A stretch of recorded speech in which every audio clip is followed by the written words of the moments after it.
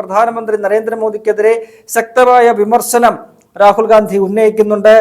നരേന്ദ്രമോദി ഈ അടുത്ത് ഛാത് പൂജയുമായി ബന്ധപ്പെട്ട് ചില കാര്യങ്ങളൊക്കെ തന്നെ പറയുകയും അദ്ദേഹം അവിടെ യമുനയിൽ സ്നാനം നടത്തുകയും ഒക്കെ തന്നെ ചെയ്തിരുന്നു. അതൊക്കെ തന്നെ വോട്ട് തട്ടാനുള്ള ചില നമ്പറുകളാണെന്നാണ് രാഹുൽ ഗാന്ധി പറയുന്നത്.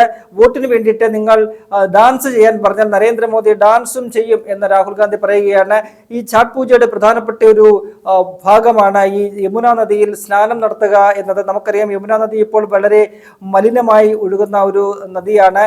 അതുകൊണ്ട് തന്നെ ഈ പറയുന്ന പ്രധാനമന്ത്രി ഉൾപ്പെടെയുള്ളവർക്ക് സ്നാനം നടത്താനായിട്ട് യമുനാ നദിക്ക് സമീപം മറ്റൊരു ബണ്ട് പോലെ കെട്ടി അവിടെ ശുദ്ധജലം നിറച്ചുകൊണ്ട് ഒരു സംവിധാനം അവിടെ ദില്ലി സർക്കാർ സൃഷ്ടിച്ചിരുന്നു.